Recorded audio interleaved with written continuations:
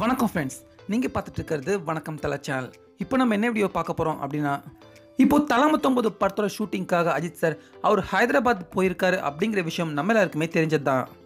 இப்படி இருக்க தல 39 படப்பிடிப்பிலிருந்து அஜித் சார் சில ரசிகர்கள் கூட நின்று எடுக்கப்பட்ட புகைப்படங்கள் இப்போ வெளியாகிருக்கு.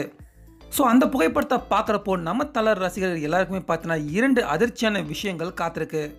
அந்த அதிர்ச்சியான விஷயங்கள் என்ன அப்படிங்கிறத பற்றி நம்ம இந்த வீடியோவில் இப்போ பார்க்கலாம்.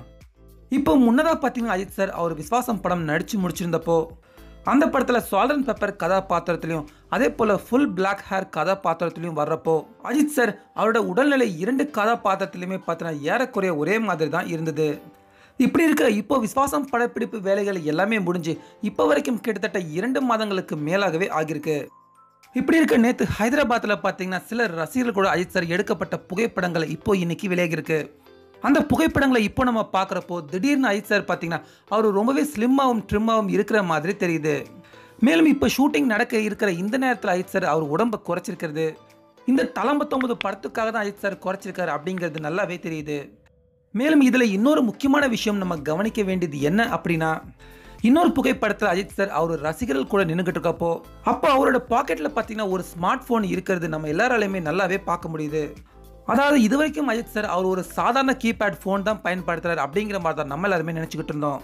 ஆனால் இப்போ நம்ம அஜித் சார் பார்த்தீங்கன்னா அவர் அதுலேருந்து ஸ்மார்ட் ஃபோனுக்கு மாறி இருக்காரு அப்படிங்கிறது உறுதியாக இருக்கு.